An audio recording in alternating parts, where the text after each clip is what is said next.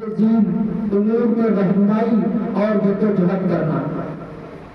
تو اس کے بعد یہ جو امور ترجیحی بتائیں وہ امور یہ ہیں: الف اسلام، مرکز اسلام، حجاز یعنی جزیرۃ العرب اور شعائر اسلام کی حفاظت اور اسلامی قومیت کو نقصان پہنچانے والے اثرات کی مدافعت، اور با مسلمانوں کے مذہبی اور وطنی حقوق اور ضروریات کی تفصیل و حفاظت.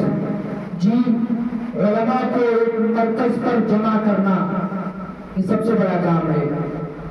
اور دال ملت اسلامیہ کی شرعی تنظیم اور محاکم شرعیہ کا قیام، یہ آج کے دور میں تھوڑا مشکل ہے.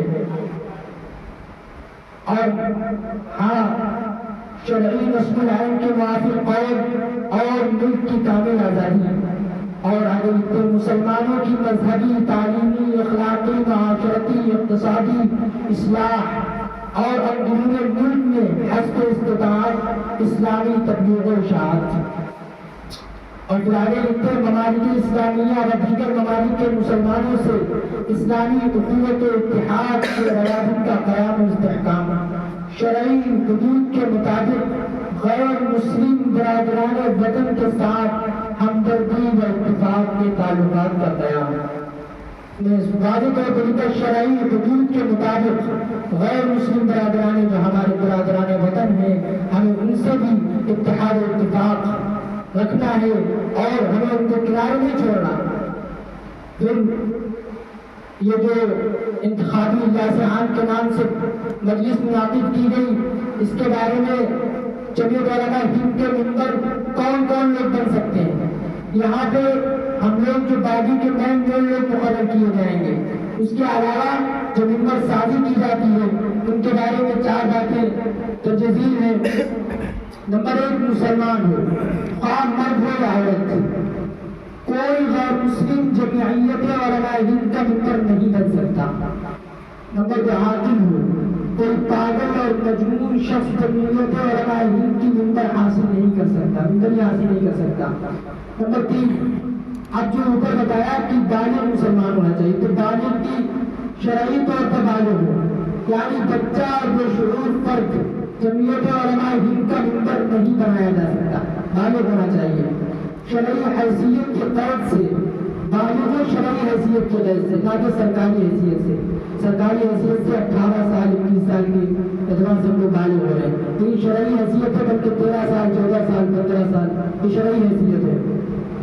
جو اس عمر کا شخص ہے، چاہے وہ مرد ہو یا عورت، وہ ممبر بن سکتا ہے. تو بچہ جمعیت علماء ہند کے مقاصد اور اس کے اغراض سے مکمل اتفاق رکھتا ہو، یعنی جو جمعیت کا مقصد ہے، جو اس کی غرض ہے، اس سے ہم متفق ہوں، اس سے ہمارا کوئی اختلاف نہ ہو. یہ نہیں کہ بھائی جمعیت کا یہ کام غلط ہے، یہ مقصد غلط ہے.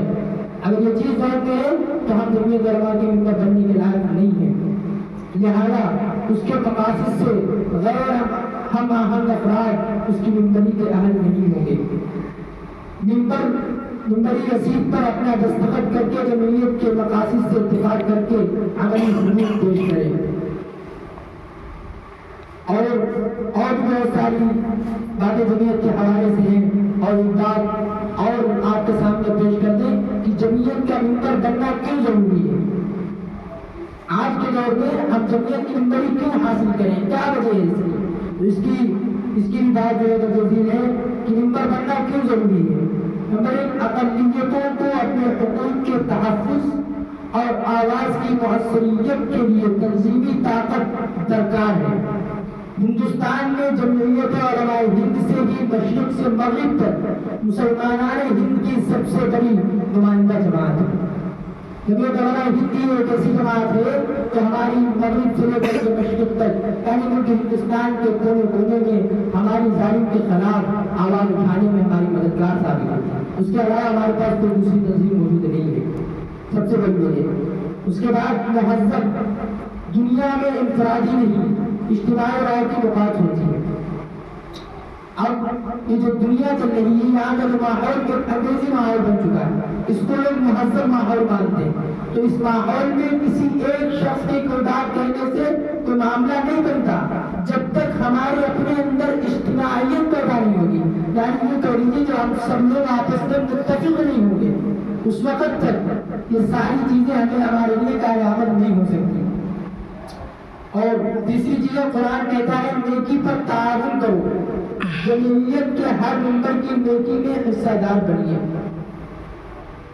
یعنی قرآن کا کہنا ہے کہ آپ نیکی پر تعاون کرو، تو جمعیت کے ہر ممبر یہ سمجھیے کہ اگر اس نے اپنے آپ کو جمعیت میں داخل کر لیا تو گویا اس نے اپنے آپ کو ایک سیدھے راستے کی جو ڈور تھی اس کو اپنے ہاتھ میں تھام لیا۔ کیوں؟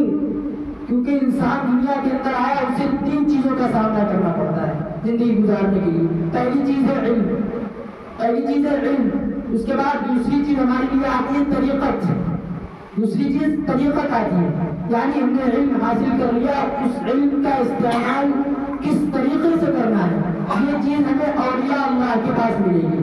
اور تیسری چیز ہمیں جو بتائی گئی ہے وہ ہے سیاست، اگرچہ ہم کلی طور پر سیاست میں نہیں آتے ہیں، لیکن یہ جو جمعیت علماء ہے یہ تمام سیاسی تنظیموں سے ہمارے اور آپ کے لیے، ہم سب کے لیے، تمام ہندوستان کے مسلمانوں کے لیے ہر وقت آواز اٹھانے کے لیے تیار رہتی ہے۔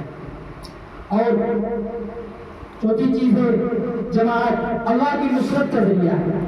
جماعت ایک ایسی چیز ہے کہ اگر ہم اپنے آپ کو ایک جگہ پر جمع کر لیں گے، اپنے آپ کو تفریق میں نہیں ڈالیں گے، اپنے آپ کو اختلافات میں نہیں ڈالیں گے، تو اللہ تعالیٰ کی نصرت ہمارے اور آپ کے اوپر نازل ہوگی، جیسا کہ قرآن کے اندر ہے یا ایھا الذین آمنوا تنصروا اللہ ینصرکم۔ بعض اللہ تعالیٰ نے قرآن میں فرمایا اے ایمان والو تم اللہ کی مدد کرو۔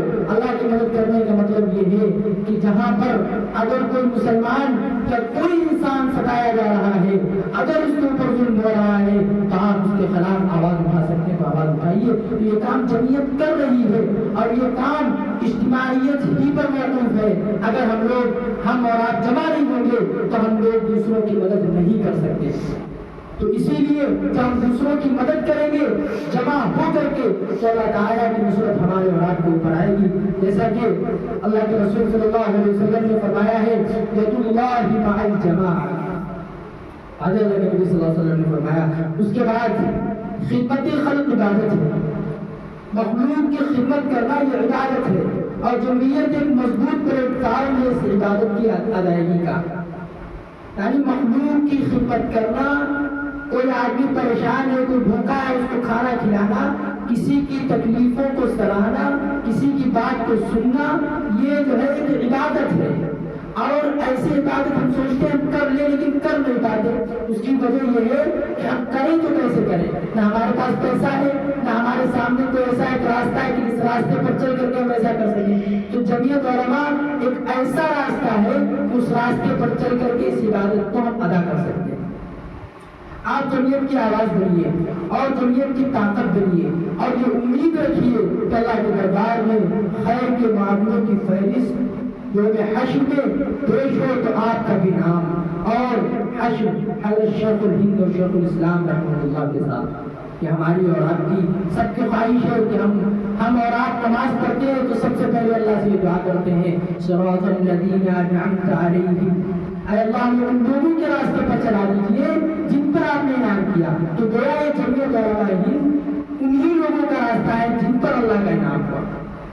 یہ ساری چیزیں ہم نے اور آپ نے دیکھی ہوں گی اور اپنے اکابر سے سن رکھی ہوں گی کہ ہمارا جو یہ راستہ ہے یہ جمعیت علماء کا جو منظم جو دستور ہے یہ انہی لوگوں کا راستہ ہے جن پر اللہ تعالیٰ کے انعامات ہوئے ہیں۔ اگر ہم نے اس راستے کو اختیار کر لیا تو ہمارا حشر تک قیامت کے دن انہی لوگوں کے ساتھ ہوگا جن کا آج ہم نام لے رہے ہیں۔